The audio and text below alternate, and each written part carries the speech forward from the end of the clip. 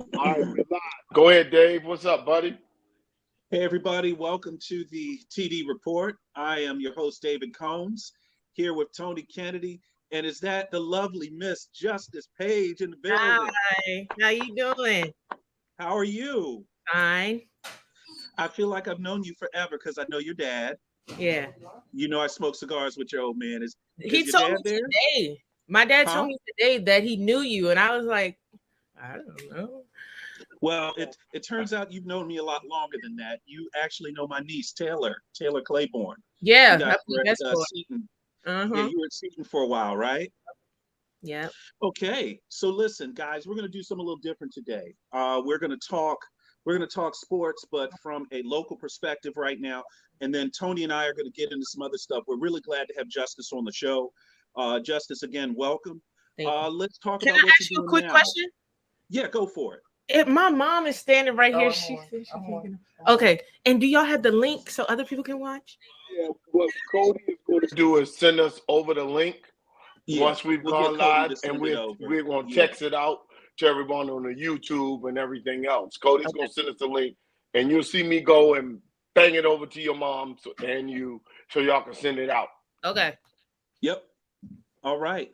Well, Justice, I think I seem to be a little late in congratulating you. You graduated, right? In May. Yep. From In May. Xavier. Where did you graduate from? Xavier in New Orleans. Xavier University of Louisiana. Okay. What'd you major in? Public health, and my minor was mass communication. Excellent. Excellent. Well, congratulations on that. I didn't catch where you went to school. I just caught the pictures. So I saw that, I saw the cap and gown and everything. Very happy for you. And saw, proud folks there. That's Mm-hmm. always good. Yeah. So, as far as what you're doing now, Tony told me you've got something kind of interesting and exciting going on. Can you tell the folks that are watching and listening what you've got? So I actually just got approved for my nonprofit. The name is Just Does It. It's kind of play on my name and then like Nike, just do it. So, but it's just JUS. And with this, it kind of feeds into what my overall goal is for like my career. I want to do community engagement for professional sports teams as well as athletes. So like setting up their nonprofits, going out into the community and getting hands on with where they come from, where they got their foundation, and trying to just give back. That's my ultimate. I feel like that's my purpose in life. I just really enjoy that. So I'm kind of intertwining my not 2 degrees, but my education as a whole and just putting them together and like making it work. Yeah. Okay. So, as you put that together, what's been the hardest part as far as putting together your own organization? This is your first time out on the track. Just kind of how'd you do it, and kind of how'd you motivate yourself, or did you have some, parental, help as far as getting you organized? So it's been very difficult actually trying to at least get into my field as a whole. Like trying to get into the professional sports scene is very difficult. Although it is difficult, I haven't really let it discourage me. But I'm still working to try to get at least a entry level job doing whatever. So whether that being focused in the public health side or focused in the mass communication side. But yeah, like I said, it's been difficult. I Mm-hmm. just keep striving and trying to Mm-hmm. push forward. But in terms of trying to get the nonprofit going, my mom has helped me a lot. Um, just from getting all the paperwork in, going through the government documents, things of that nature. She's done a lot to help me get that approved. When it comes to my fundraisers and donation drives, things like that, I really would have to shout out like my whole little village. They It gets tiring when somebody keeps asking you to donate, but they never like complain. They never give me like, oh, I can't do this. I'm broke right now. They always try to give something at the very least. And Mm-hmm.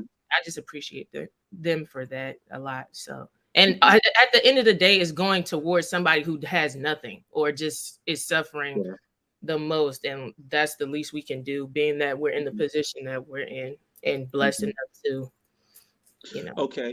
So, as you're putting this together, that's your endeavor as far as community engagement. It's called Just Do It. Is that what you're calling? Is that what it's called? Just does it. Just Does It. Aha. Yes. Okay.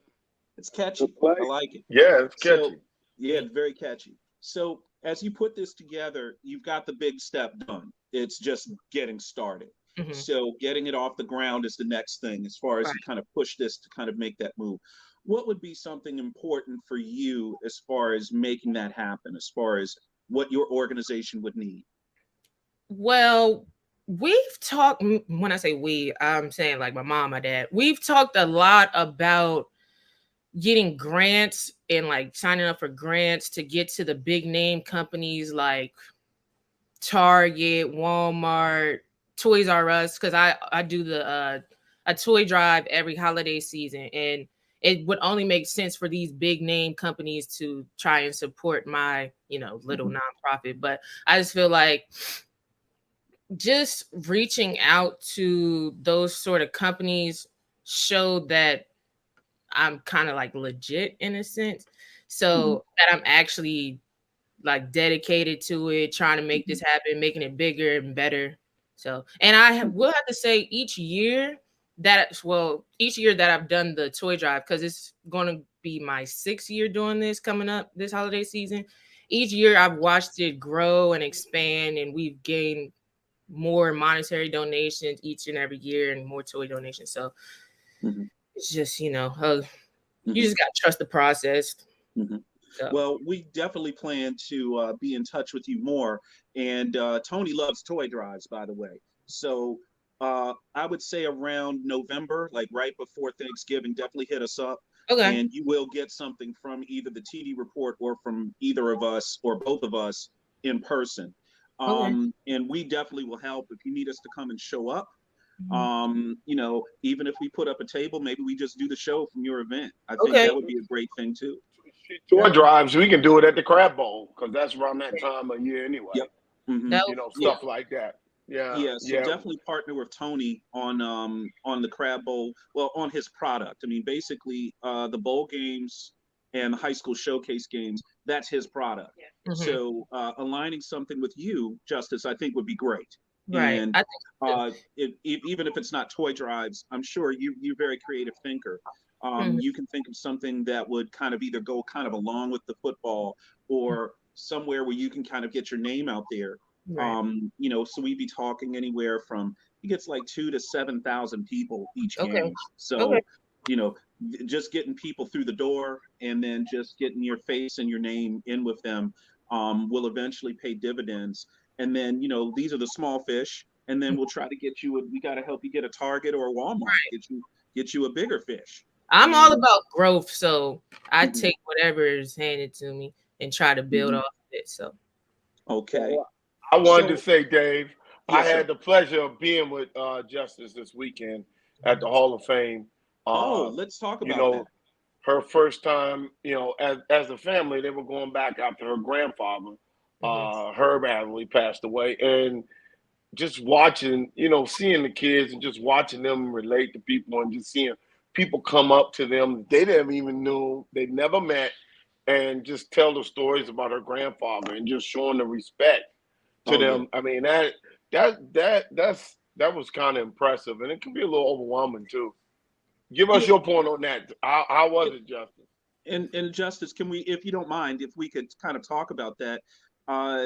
That was your first time at the Hall of Fame, Canton, Ohio, NFL Hall of Fame. I've never been. I've been to the actual Hall of Fame itself, but I've never gotten to go to the exhibits. Right. Go to the events where you're actually getting to talk to and interact with the Hall of Famers. So what's it like to be the granddaughter of a legend? Well, this weekend that just passed with the whole Hall of Fame stuff, it was actually an eye-opening event.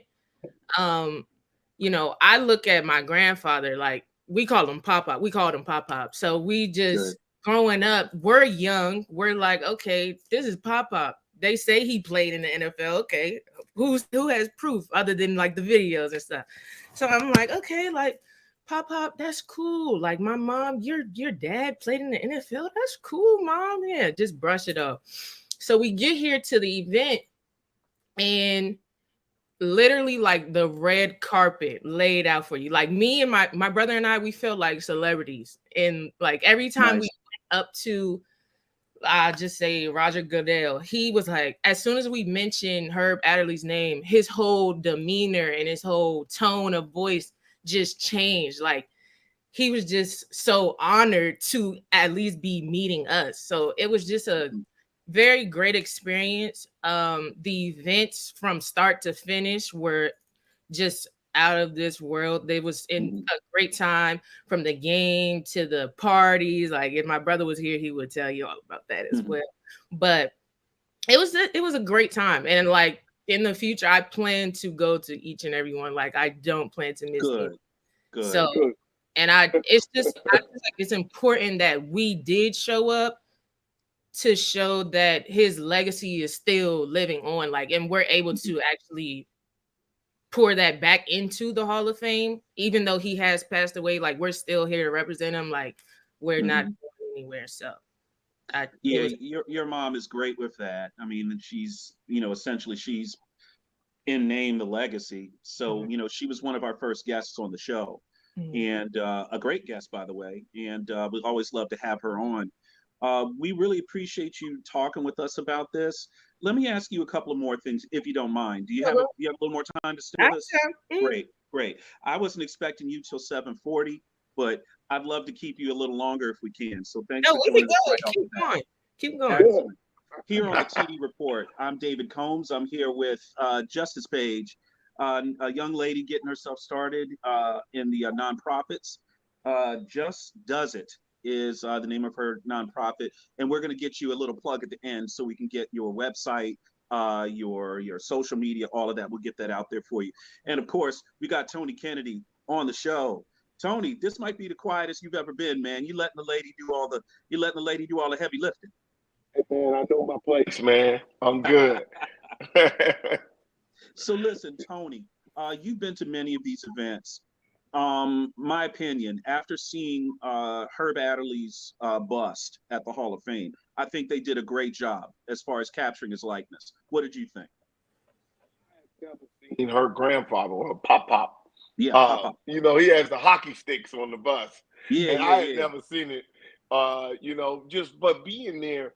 So I was just telling Justice when we were talking, I was just telling her, I'm one of the only people who have been there. I went there as a guest with Ray Lewis when he was being inducted. I've gone in now with Dr. Adderley as a person who's been there, already been in there, and how they've been treated. I've gone as a fan, and I've gone from the media side. So I've been to the Hall of Fame about 6-7 times, but I didn't realize that I've gone in a different capacity each time. And I kind of know the entire thing now. They've done a heck of a job of making a little town. So let me give you, Canton is about as big as Bladensburg. Oh, wow. Okay. Town. But the Hall of Fame is there, and it's worth so much that it's gone from Bladensburg to, let's say, if you know these towns like Glen Burnie or Silver Spring. Oh, I know Glen Burnie and Silver Spring. Yeah, it's about that big now. And just off of one little thing as being a hall, it's gone that big. I mean, and it's just overwhelming every time you go there because, you know, not only did I meet, you know, of course I got to know Justice and her brother. I mean, this is the first time I really met her brother, but I met Gil Sayers' grandson. Oh, wow. That's great. You know, Bronco Nagurski's grandson. I mean, that stuff starts to become, and these grandkids have never seen those guys play. Well, these, you know, for the people who didn't see their grandfather or their father play, for us football heads that watch a lot of old NFL films, that watch a lot of NFL. I've actually been to the NFL Films offices out in Mount Laurel, New Jersey, you know, where they actually make the films. Now, they don't do it like the old days where there's reels of film anymore. It's all digital now. But as far as the voiceovers and the technology, I've been there, right, in the studio when they're doing it. And what the NFL has developed, and Justice kind of alluded to it, as far as having the relatives kind of pour back into the Hall of Fame. What the NFL has developed is a repeatable formula, okay, and that's what makes it such a big business. But at the same time, you have to, as a commissioner, you can't just make it as just a business. You have to turn it into something where we're a family, where the shield actually means something other than just a business. So having the people behind those stars that go into that Hall of Fame is so important, whether it be their brothers, their sisters, their cousins, their children, their grandchildren, that would come there and kind of see, what these gentlemen have built. It's one of the biggest businesses in the world, no question. Hey, Jody, how you doing, man? Hey, what's happening? Hey, How's everybody Jody's doing? on the show. Jody, you got a chance to meet Justice, right? I did. How you doing, Justice? Excellent. good. Excellent. Are you? I'm outstanding. Jody Coleman is our Midwest guy, our Midwest reporter. Jody, talk to me a little bit about the event. What did you think of the red carpet? Listen, it's hard to put into words the experience that I had this weekend, the red carpet experience, being there with all the legends, being there with the people that I idolized as a kid. The experience was just amazing. The red carpet, to be able to be out there with people that I never in a million years would have thought I'd be associating with. I think that it's an experience that I'll cherish for my lifetime. This is experience that it's just an amazing experience. So the red carpet is definitely needed. Justice was out there representing her grandfather, one of the best cornerbacks in NFL history, not to mention one of the best football players in NFL history. He doesn't get enough respect, in my opinion, because when you name top 10 players, Herb Adderley should definitely be in everybody's top 10 cornerback list. He's one of the original, if not the original, shutdown corner. The term shutdown corner comes from Herb Adderley and him and Bob Jeter from the Green Bay Packers. And like I said, I got to do my research, but I think they might have been the first set of African American corners to start. So it's just an amazing experience. The red carpet is crazy. I love the experience, and I'm hoping I can go back next year. Can I break something down for you, Dave? So that we know. You see, when they talk about 6 degrees of separation, Dave. We lost you, Tony.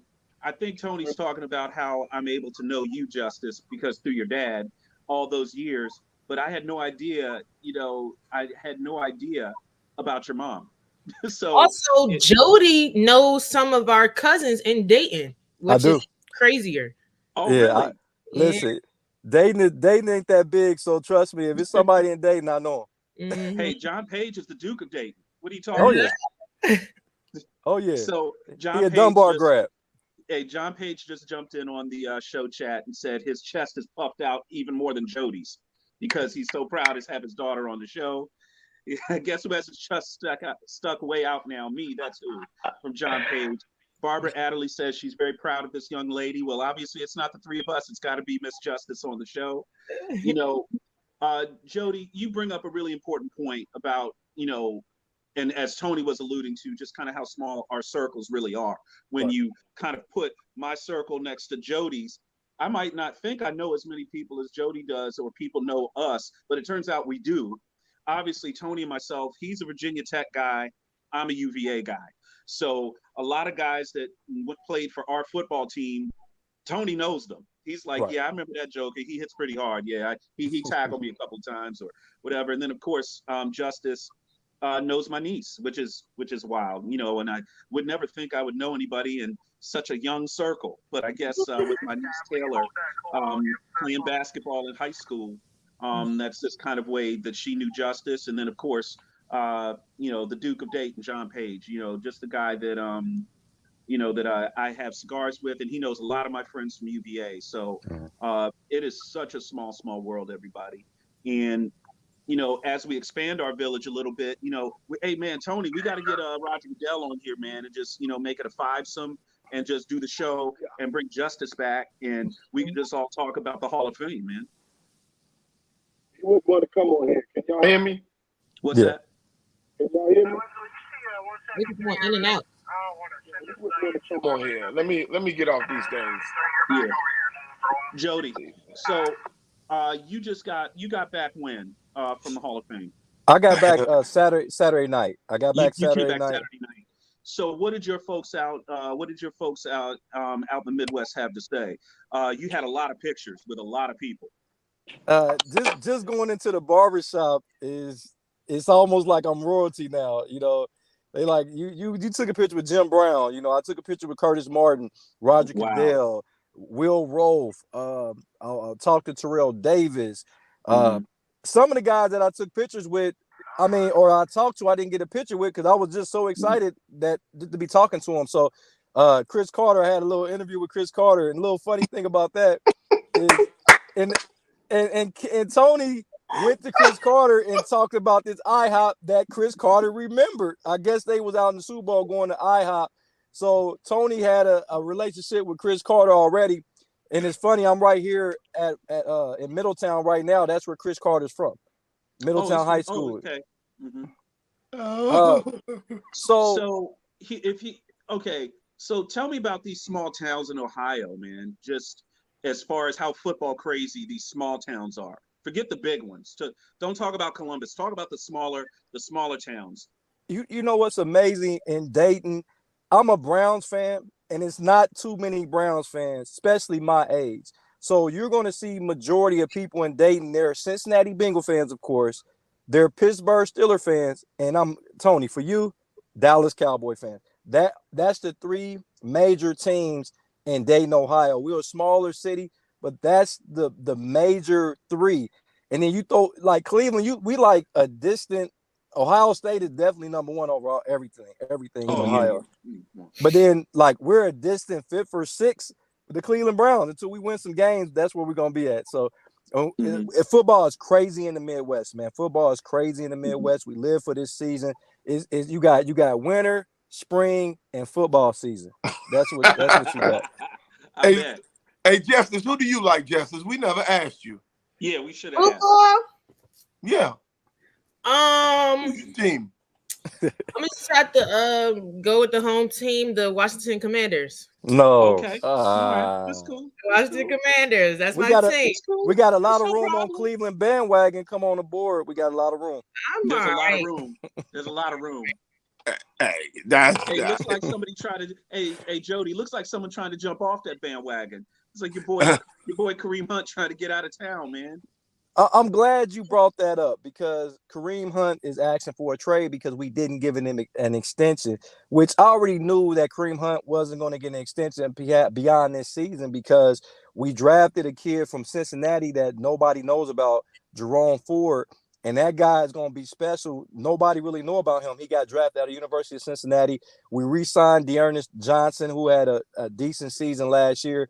So at some point, running backs life expectancy, and Tony can attest to that, life expectancy is 2 to 3 years in the NFL. And Kareem Hunt is coming up on 28 years of age. Mm-hmm. We still got Nick Chubb. Everybody know that's the guy in Cleveland, Nick Chubb. So I think we should honor that trade and send him to the 49ers and at least get Jimmy G as a little insurance policy on the decision made by the commissioner with Deshaun Watson. Woo! This is the $1 million question that Tony and I were talking about in production. Why would San Francisco do that? Is that the best offer they can get? Or at this point in time, Jimmy G, the teams that's going to give him the most, you can't trade him to the division rival Seattle Seahawks. You can't do that, even though they will come with a better package than with Cleveland. But when you got Kareem Hunt, you got to solidify number one running back in your backfield. Mm-hmm. And with that offensive line in San Francisco, which is a top 3 offensive line with Trent Williams, who is probably the best left tackle, if not the best offensive lineman in the game, you put a guy like Kareem Hunt who can catch the ball out of the backfield that make Trey Lance's job a lot easier. You get rid of Jimmy G, so you won't have a distraction if Trey Lance struggles. You don't want Jimmy G, a guy that's been to the NFC Championship game 2 out of 4 years. You don't want a guy on that bench if Trey Lance start to struggle, now you got a quarterback controversy. And once you lose a young quarterback, sometimes you can't bring him back. So I think you go ahead and let him go to Cleveland. He spends one season in Cleveland. Then he can really get on his get a contract with some other team after this season. He can probably end up in Seattle through Cleveland. But right now, Cleveland is giving them the best opportunity for Jimmy G to be moved. Okay, that's good stuff there. Let's get the Washington Commanders in here, since we've got a Washington Commanders fan on with us today, and Justice Page. Tony, a lot of talk early in camp about Carson Wentz getting himself acclimated, and it seems like as camp kind of wears on, he's starting to make more throws. He's starting to kind of get comfortable with his new receivers. I think he's going to have a good resurgent season this year. But before Tommy Johnson jumps down my throat, obviously the offensive coordinator's got to call the right plays and push the right buttons. What are your thoughts on that? Well, first of all, anything that comes from me, Justice, they always going to say that I'm hating because I'm a Cowboy. Right, but you are hating. So let me break it down to you. Okay. On this show, we're going to get more things if the Ravens and the Redskins are good this year, okay? Which can help us, get more sponsorship. Carson Wentz is going to struggle because this is the first time he's out of his system. He was in the system with Philly, then they traded him to Indianapolis to his offensive coordinator, who was the head coach, Frank Reich. So he's been in the same system for 6 years. So I need Justice and her people, her Redskin fans, to relax. That's Commanders. And That's Commanders fans. Commanders. I'm sorry. For them to relax, because you got to let quarterbacks develop. And they're not letting, I hear all this from practice. I mean, we're talking about practice. Allen Iverson Jr. over there. Well, Tony, Washington fans, and let's be frank, Washington fans have been suffering for a long time. Then you've got all this stuff with the ownership and what's going on with that guy, who has nothing to do with, by the way, listen, Daniel Snyder has nothing to do with blocking and tackling. He has nothing to do with throwing the football to the right team. He has nothing to do with catching the football, right? But he's always in the news. He's in the news for the wrong reasons. All an owner should be in the news about is, hey, I'm sponsoring a new charity. Hey, I'm opening up the stadium for, HBCUs to come into my stadium and play. That's what an owner should be talking about. That's what we should be hearing. And to Jason Wright's credit, the team president, he's been doing a lot of that. It's kind of mending some fences. And it's almost like as soon as they get one piece of fence up, Jody, somebody comes and kicks down another section of fence. And that's really all Jason Wright's been able to do, is he's always putting out fires or always fixing someone else's mess. I mean, I don't know how you manage any organization, football, department store, hardware store. If you're always putting out fires, you're never doing business. That's true. But you know what, Dave? I was talking to one of our guys that's normally on the show, Dev, and he was saying how Sam Howell is looking like the best quarterback in camp right now. Not to mention, they said Dotson is looking like the best wide receiver in Commanders camp right now. So is that going to be a controversy if Wentz can't really, he only got a 1-year deal with the Commanders. So if you got 2 years, so you got a guy like Sam Howell, who was a later round pick. If he comes in, this could be a reminiscent of when Russell Wilson came in Seattle and they thought Matt Flynn was going to be the guy. That could be a situation. Well, we hope that, with the Washington Commanders, Justice, you're going to get to go to any games this year. You guys have tickets? I think my mom has like the season pass or something. Yeah, she has the season pass. Hey, Justice, we're going to get you back on because now we're about to go bam, bam, and we want to make sure we use your time wisely. Thank you for coming on. Can you shoot us your Instagram? Just yell everything out. Yeah, we're gonna get you off. We're here. I'm right here watching the New York Giants in New England. So it's about to get real dirty on here now. We're about to go, and we want to make sure our women are okay. Okay, so my the nonprofit social media page is JUS does it DOESIT. I'm working on a website, so just stay tuned for that. But as of right now, I just have the Instagram, so y'all can follow that and stay up to date. Absolutely. We want. Hey, Go ahead. Justice. Following it shortly. As soon as I get off the show. We will be down there. I'll be down there for the Cleveland game. Okay. And New Year's Day, so I'll be down that way from Dayton. Okay. To the Commander game. So. Okay, I'll see you. Perfect. I appreciate you guys' time and giving me the opportunity to honor my grandfather, tell y'all about my experience. So thank you guys. Anytime you want to be on the show, you just jump on. Anytime. Okay. Anytime. Mm-hmm. You're welcome anytime. Hit us up. Yep. Okay. Hey. Thank you, Justice. Bye, guys. See you. Folks, y'all see this right here? It's Justice Page, ladies and gentlemen. New England versus New York. What's that? New England versus New York's on tonight? Yeah, it's on right now. Giants versus the Patriots is 7-3. Tiffany Johnson says the Giants need help. Hey, Tiffany, let me tell you something. The Giants had a great draft just this go-round. They had a great draft cycle. One more good draft for them, okay? And the right free agent, they'll be back near the top of the NFC East. That's my prediction. Hold on, Dave.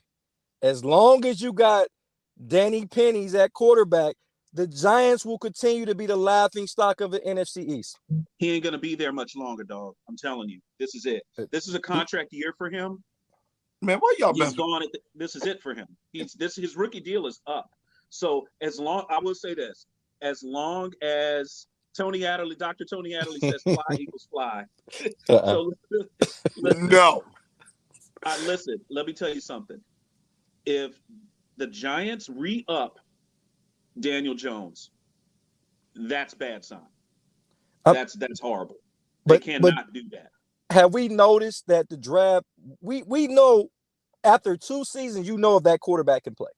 And they're going into the 5th season with Daniel Jones, and they have not one time threatened to even draft a quarterback to even compete with him. They haven't thought about bringing a veteran quarterback in to compete with Daniel Pennies. Don't they have Tyrod Taylor in there? Yeah, Tyrod Taylor's in the game now, and this is 4th season. Don't get ahead of yourself, Joe. This is 4th season. Cleveland, you're a Cleveland. This is 4th season. You should be familiar with Tyrod Taylor. Now, Tyrod Taylor gave way due to injury to Baker Mayfield very early in Baker's time there. I think Tyrod Taylor is capable. I'm not saying he's a playoff quarterback, but he can get you through 17 games if the boy can stay healthy. He also gave way to San Diego. You remember, and with the Chargers. Well, don't forget what happened to him in San Diego that last year he was there. When he got the shot between his ribs and they nicked his lung. Okay, so that's terrible. Tony, that's painful as hell. Okay, to have that happen because the painkiller is not on your lungs. Okay, right. So when they nicked him, he knew he had been nicked.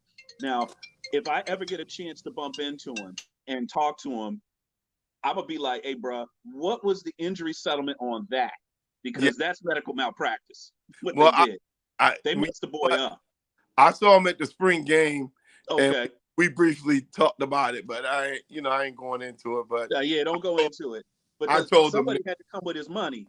Yeah, I told him it was kind of messed up, man. No, he's had some hard luck, Tony. So listen, Jody, to get back on the topic, sorry for going off on a tangent. Oh, no, that's fine.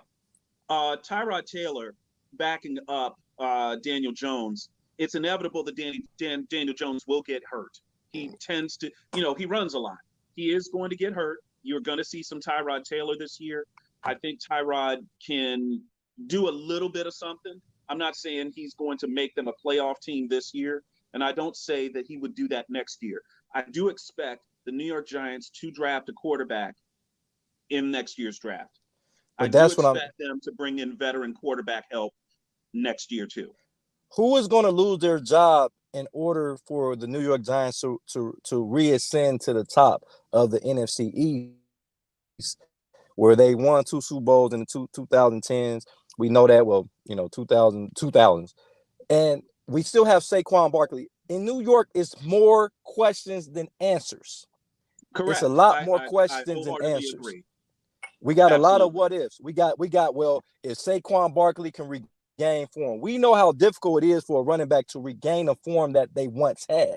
because of the nature of the beast. We got Daniel. I'm gonna stop disrespecting Daniel Jones at quarterback. He has had the most turnovers, interceptions, and fumbles since he's entered the league. So you're not even giving your defense an opportunity to make plays because you're consistently being on the field extra possessions. Correct. And you bring Kenny Galladay in, who don't even play. The analysis on this show, hosting the show is really tough because your analysts kick your ass. You're right, Jody. I mean, but how can I argue with that? Here's the thing. They can't go on like this forever. Something is going to change. It might not be for the better right away, okay? But something is going to have to change in New York. They've got to get an answer at quarterback. As Chris Carter said when he talked about the Cleveland Browns, y'all finally got you a quarterback. People are going to have to say that about New York very, very soon. Because, hey, why don't we, since the name has been thrown out there, since spades have been broken, what about a Jimmy Garoppolo in New York? That would actually be a great move for New York, but which means they won't do it. Kadarius Toney at the wide receiver position. They were already talking about Dylan Hill.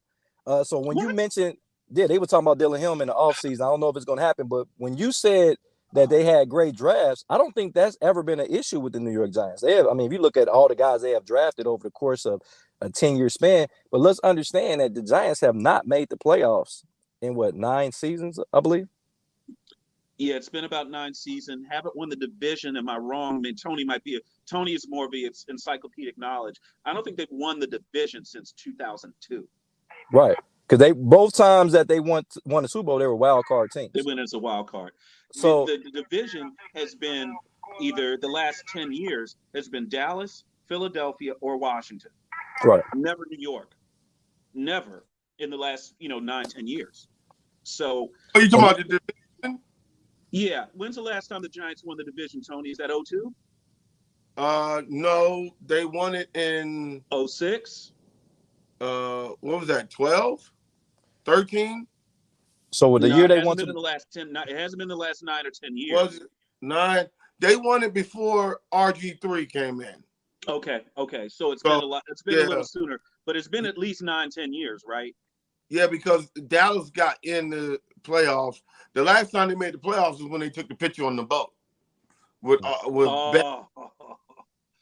That's been a long time, Tony. But it hasn't been a repeat champion in the NFC East since 2003.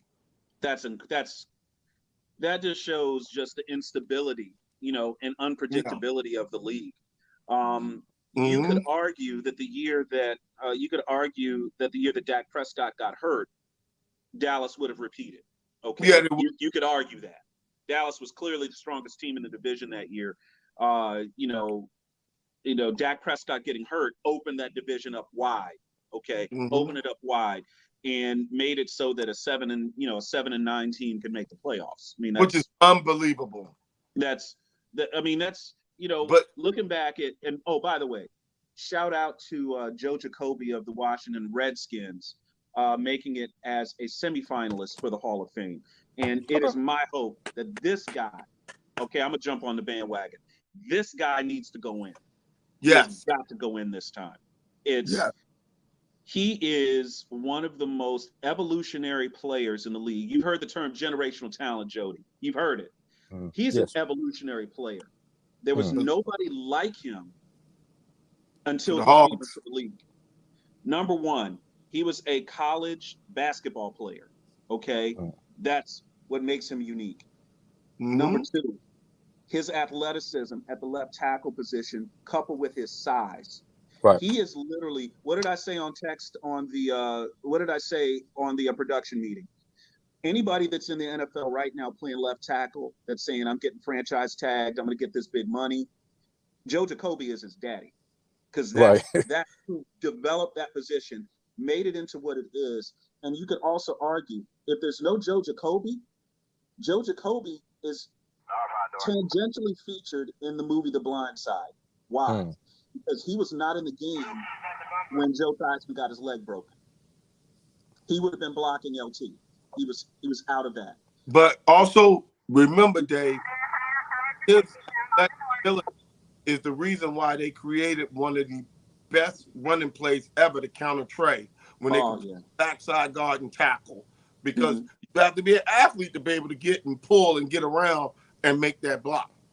Yeah, and you know, Tony and Jody, what the difference is going to be is being able to pass block and be able to run block and be able to do both just as effectively as the other. And that's what that Redskins offensive line did in their glory years, was their offensive line could pass block and protect, allow that pocket passer to climb the ladder and step up and make those throws. But then also, when they wanted to lay their ears back, okay, and come at you with that running game with John Riggins, George Rogers, Ernest Biner, Timmy Smith, just put it back.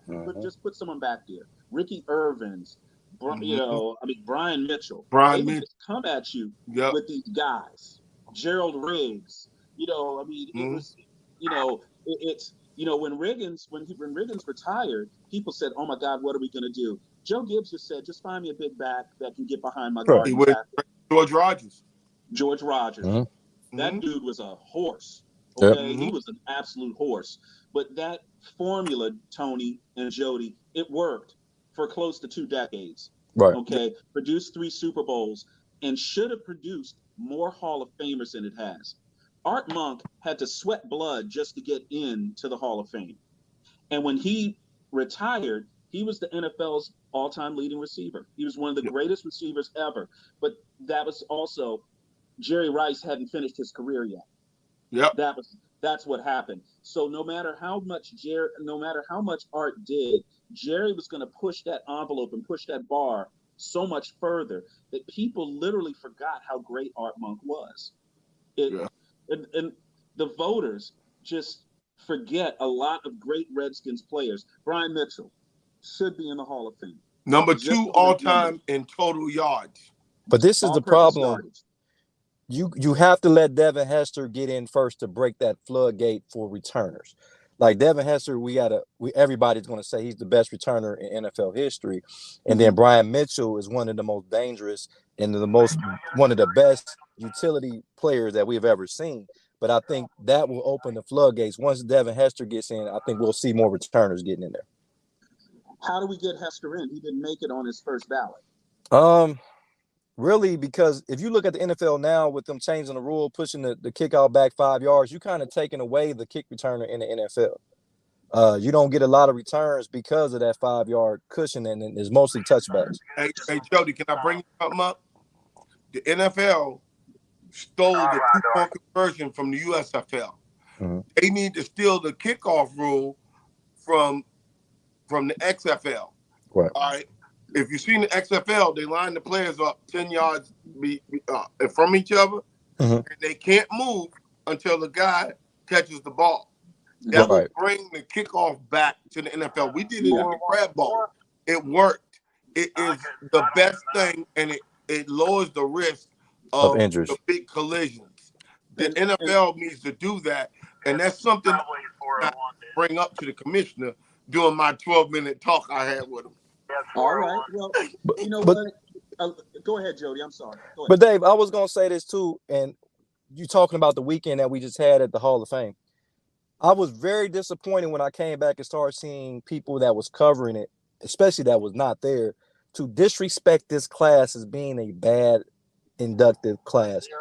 I for one, as an NFL historian, is never going to disrespect the Sam Mills, a Cliff Branch, got a Dick Vermeil. It may not have been the best, but to sit up there and disrespect a Tony Baselli, to disrespect a Leroy Butler, come on, man, to disrespect a Bryant Young, listen, man. And I've been on TikTok and other social media outlets, and it's just is you can't be a historian of football to think that was a bad class. It wasn't. You're 100% right. As a journalist myself, I turned it on, and the first name that popped up, I was watching it at a sports bar, Dick Vermeil. I mean, I grew up here in the DC area, so you see the Eagles a lot. Dick Vermeil, as far as coach, is one of the best coaches that's come through. He was, he was kind of like the NFC's version of Marty Schottenheimer, except he got that Super Bowl. His ability, and I say Marty Schottenheimer because his ability to relate to players, his ability to reach players, and to get players to allow him to coach them is what made him a great coach. Obviously, he didn't get the Super Bowl victory in Philadelphia. He moves over and comes out to, St. Louis, and it's amazing. Okay, just absolutely amazing. And had some good had some good teams in Kansas City too. Yeah. Had some good teams. I think Dick Vermeil was an excellent coach, and I loved his speech. I thought he gave a great speech, but Dick Vermeil, you knew he was going to give a good speech. As we look at the rest of the class as you put it together, Sam Mills, listen, if you're a high school football player, you're a little bit undersized, you play a linebacker, and you can make tackles like Sam Mills, man, go on and do that, okay? Undersized linebacker, never took a play off, very, very rarely came off the field, and just seemed to always be in the right place at the right time. Great player. Tony Baselli, I mentioned Joe Jacoby, right? Same mold, same idea. As far as anchoring that left tackle spot for what? Decade. It's literally the left tackle spot next to quarterback. Those are the two spots you don't want to be having a revolving door. You want to set it and forget it. Hey, listen, I don't care how many quarterbacks come in here. I got my Tony Baselli over here on the left. Hey, I got my Jonathan Ogden over here on my left side. I've got my Jim Lachey, my Orlando Pace, right? Okay, that's what you want, okay? Brian Young, come on, man. I mean, that dude was a monster. I mean, come on. There was nothing wrong with this class. Did it have a sparkly name like a Randy Moss or something like that? Or it didn't have to. It didn't have to. But let's talk about Richard Seymour. Richard Seymour. Richard Seymour,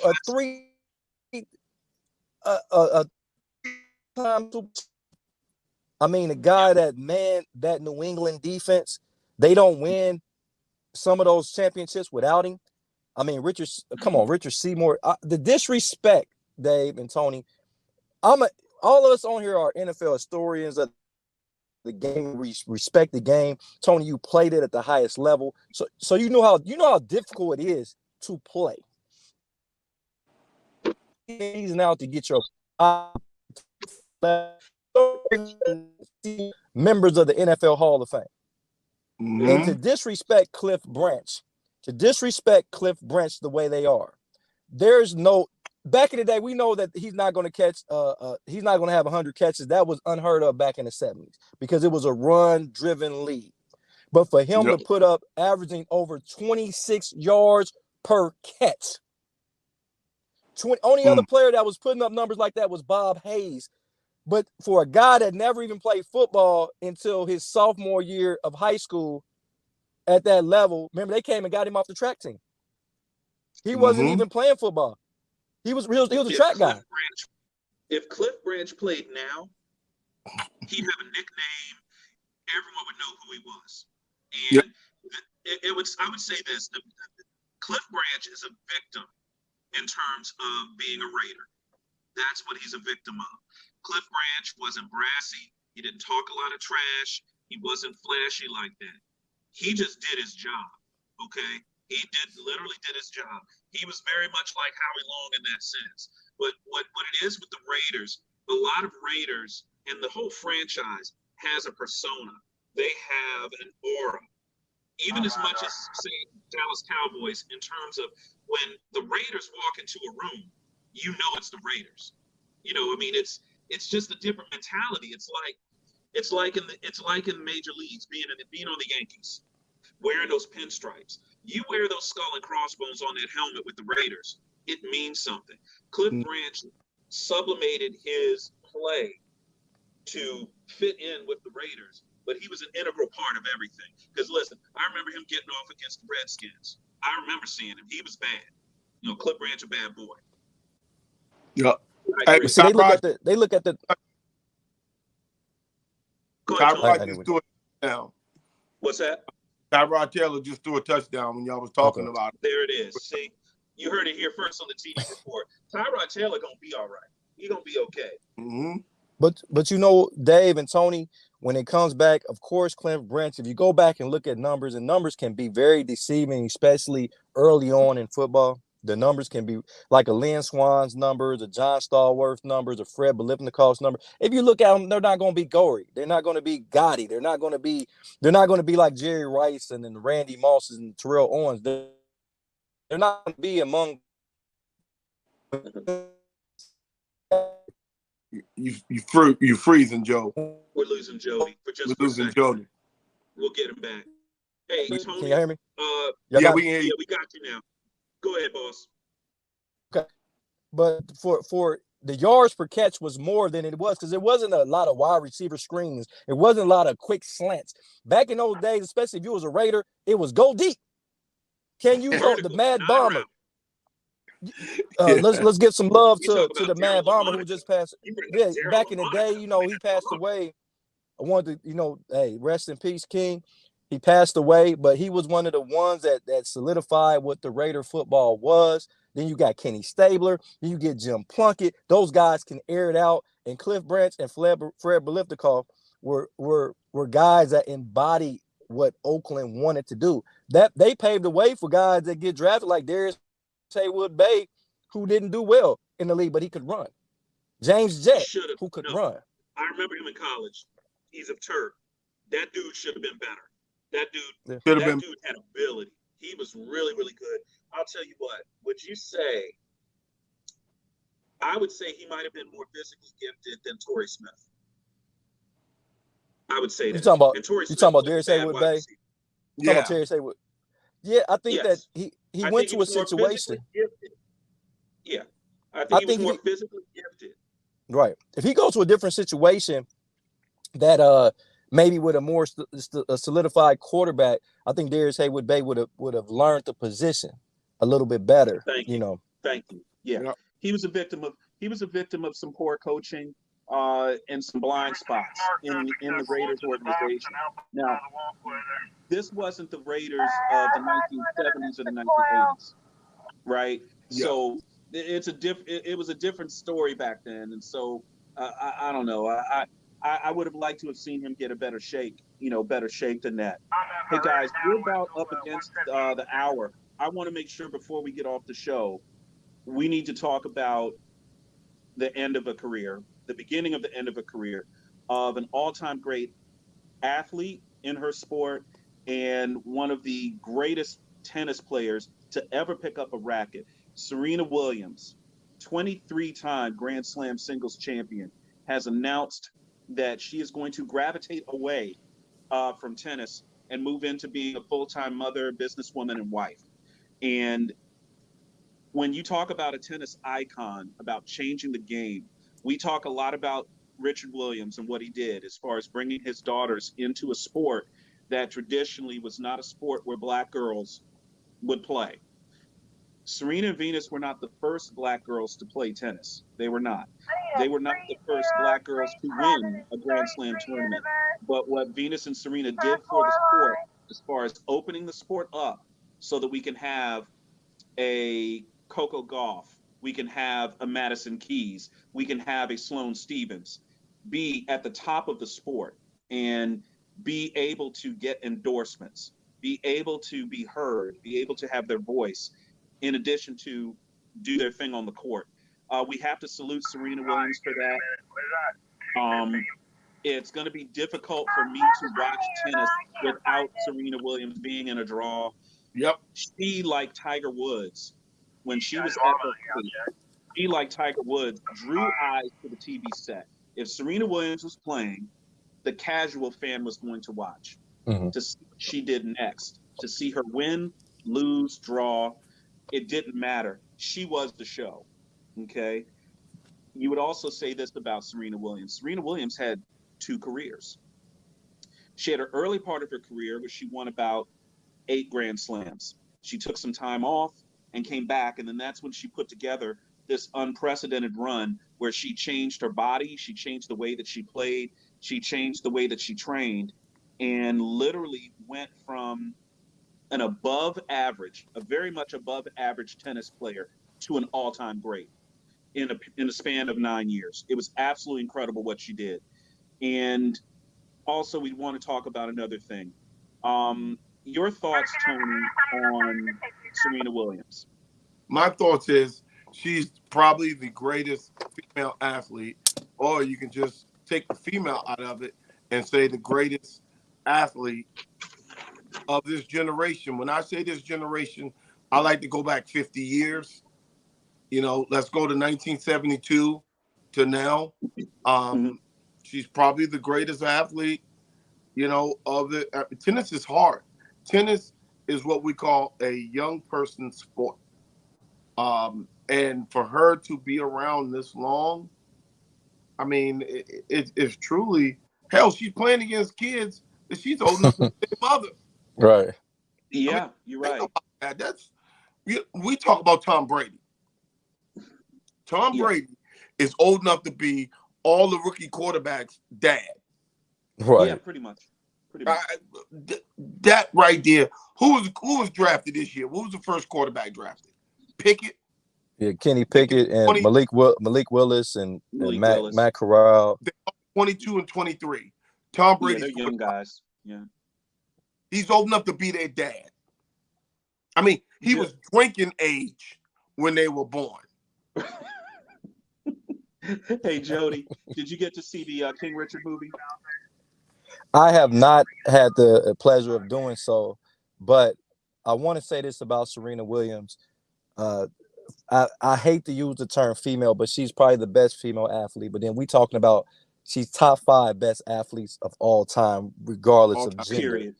She's top 5 in influential athletes, only behind your Jackie Robertsons, your Tiger Woods, your Michael Jordans, and your Muhammad Ali. Those the only people that I would even argue the fact will be over her on influential athletes of all time. Because once again, where I grew up at, nobody played tennis, let alone an African American. We didn't have country clubs where I was from. You know, we didn't have. It was like at my school, you either play basketball, football. We didn't have that. So when now you got little girls, black and white, or whatever the nationality, now they want to play tennis because they want to be like Serena. Like we want to be like Mike, they want to be like Serena. So, hey Jody, you're breaking up a little bit. Let me throw this out to you. There are only 5 players that beat Serena Williams 4 times or more. There's only 5. Tony, can you name them? This ought to be good. And have fun with this one. There are only 5 women's tennis players that beat Serena 4 times or more. Steffi Graf, Monica Seles, probably her sister. She had a Sharapova. Sharapova isn't one. Oh man, that's nope. I know I got 3. You got 1. The easy one was Venus. Venus has beaten Serena 11 times. That's the most. Okay, that's the most. And Jennifer Capriati, Martina Hingis, yeah, Justine Henin, and Elena Dementieva. But here's the best part: none of those 5 have a winning record against Serena. So you can beat her. You're a top player, but you ain't gonna have the most of them. She's gonna get her. She's gonna get her. So none of those 5, out of those 5 that I named, 3 of them are definite tennis Hall of Famers. Venus is a tennis Hall of Famer as soon as she puts her racket down. Martina Hingis is a Hall of Famer, and Justine Henin is a tennis Hall of Famer. And they don't have winning records against her. The key with tennis is it's the matchup, right? It's the matchup. You got to beat me. It's not like golf where you're playing against the course. But with Serena, she's such a great competitor. Just so tough. Dave, can I say this? Go for it. The ultimate compliment is the guy that got his number retired, Bill Russell, for every team. Folks, that right there, when you talk about influential, that right there is bow your head and say, that's it. That's amazing. No, it's That's amazing. You're Tony, right. can I jump in for a minute because I gotta go? But can I jump in? Oh, yeah. And I appreciate the NBA doing that. The only problem is there's a guy named LeBron James that wears 6, and we're talking about he can top change his 3. number. You think Yeah, so? but I he would can like be to see. I grandfathered would in. like to see. I would like to see LeBron do what's right for the league. But do something big for the league, and no, take they grandfathered him in like they did with the Yankees pitcher. with You Mariano Rivera. Mariano Rivera Yeah. grandfathered in, and when he retired, he was the last person to ever wear that number. Then So you let thinking LeBron be the last one to wear a 6. Everybody Yeah. else has to give Then them I 6 up. and I can see that because LeBron James, regardless if you love him or you hate him, he's a top 3 player all time. You know, Yeah, he's Yeah. a top 3 Absolutely. player. And some people got him at Listen. number 1, 2, but he's no lower than 3. Hey Jody, I might have gone to UVA, but I'm smart enough to know I would never come to Akron and say something bad about your boy LeBron. Hey, listen. Hey, you I ain't better gonna be do it. careful. Hey, because LeBron fans, hey, listen, man, they'll turn the thing out, man. They don't play about their LeBron. And I mean, like I said, he's not one of my favorite players, but I respect him for what he's done. You gotta I respect him for what he's done off the court. What he done off the court has been more amazing. Yep. Absolutely, Jody. His influence off the court is almost immeasurable. It's important. It's amazing what he's done. Realms, what he's given back. So I'm always going to feel all probably ever seen in my lifetime for what he's done with his celebrity. You know, he didn't hide behind for the people that didn't have a voice. So LeBron James, I don't feel like he's the best player. It's always gonna be Michael Jordan to me, maybe because where I grew up at. Can you hear me? No, there's no argument there. Yeah, there's no argument. Hey, Tiffany, we got you with your Giants. She's hitting us about the Giants on She's here. hitting us about the Giants. We got you on here about the Giants. Yeah. You know, Tiffany, we stayed in Akron, in LeBron's hometown. That's where we stayed. It's right above Canton, and that's where we actually stayed, was in Akron. Nice. Right. You know, so Tiffany, I'm sorry, but your Giants got a long way to go, Tiffany. I'm sorry. Like I do apologize. Even though I got a Brown shirt on, I really don't have any room to talk. But if we talking non-biasly, the Giants really need to gut it from the inside out to get that organization back to where it needs to be. They've already started, Jody. It might be a 4-year thing, but within 2 years they should be good to go. They'll be ready to go. They'll be ready to go. But, hey, I gotta go, guys. I want to let you know, Joe, that because when Dick Vermeil went in, Dick Vermeil, think about the NFC East from like 81 to 85. They had 4 Hall of Fame coaches. Yep. In the division. Parcells, Gibbs, Vermeil, and Landry. Yep. That to me is amazing. No, it's amazing. I said that LT. The only one, because he was in there, was Jim Hamlin. I think it was Hannafin was with the Cardinals. Yeah, Jim Hannafin was with the Cardinals. No other division can say that. The division of 5. And listen, I miss the old division when the Cardinals were in it. I miss that. I like the Cardinals. That was good. Going to Busch Stadium, and that was when they had those bright red jerseys. Remember those? Those were some cold ass jerseys with the Cardinal on the helmet. That was nice.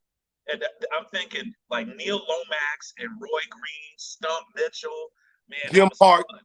Before that was Jim Hart was the quarterback. Jim Hart before Lomax. Oh yeah, Jim Hart. Yeah, you know, Tony.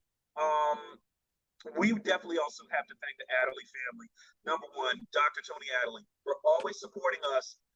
This is for you, for being for us, for down from day one. Definitely appreciate the Adderley family, and we are so glad that Herb is getting his accolades, getting his flowers like he should.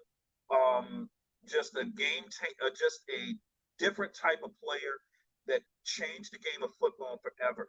any cornerback that is the last piece to a championship going from one team to another, they should be thankful of Herb Adderley, because that's who they're emulating. That's who started that whole thing. Hey, you know The what? original. We could win a Super Bowl if we could upgrade at corner. You go get the corner, and the next thing you know, you're in the big game. The original shutdown Sorry corner. about that. The original. The original. Now he's a Michigan State guy, right? Yes, he is. He's Sparty. He's He's going in the Sparty. Hall of Fame Okay. September 10th, I think it is. He's At going in the Michigan Michigan State Hall of Fame. Oh, Mhm. okay. One of my buddies went to Michigan State. Maybe we should get out. We definitely get out to East Lansing on that. But that's some great stuff, Tony. Hey, we had a chock full show today. We had a little bit of everything. We want to Little thank bit of- Justice Page for joining us. Great guest, and we're looking for big things from her. Let's give out her IG real quick. I've got it right here, everybody. I wrote it down. Hold on. IG for Justice Page is JUS.DOES it. Okay, that's her IG. Go out there and follow her and look for her space. And Tony, let's put a note for the show. Let's get in on her toy drive, and we'll try to set something up. Maybe we'll do a show from the drive. I think we can work it out. Yes. I'd love to do it. Yep. You know I'm down. We're behind anything that they want to do. Absolutely. Again, thanks to the Adderley family for supporting us. And Tony, this was a great show. Great job getting some guests on here, man. Yeah, man. We're back. We're gonna let you know when we're gonna start going Monday, Thursday as we get to the season, so we can start getting. Right now, folks, the New York Giants is playing the Patriots. That's what I'm doing after the show, buddy. I'm gonna turn it on as soon as I get off. Halftime. So, guys, hey, it was nice, Dave. Thank you. Let's get, baby. It's that time of year, Dave. We're ready. Great show, right. Tony. Thanks to Jody Coleman for joining us from the Midwest. Appreciate y'all. We're gonna see you next week. Dayton in the house. Dayton in the house. Later. All right.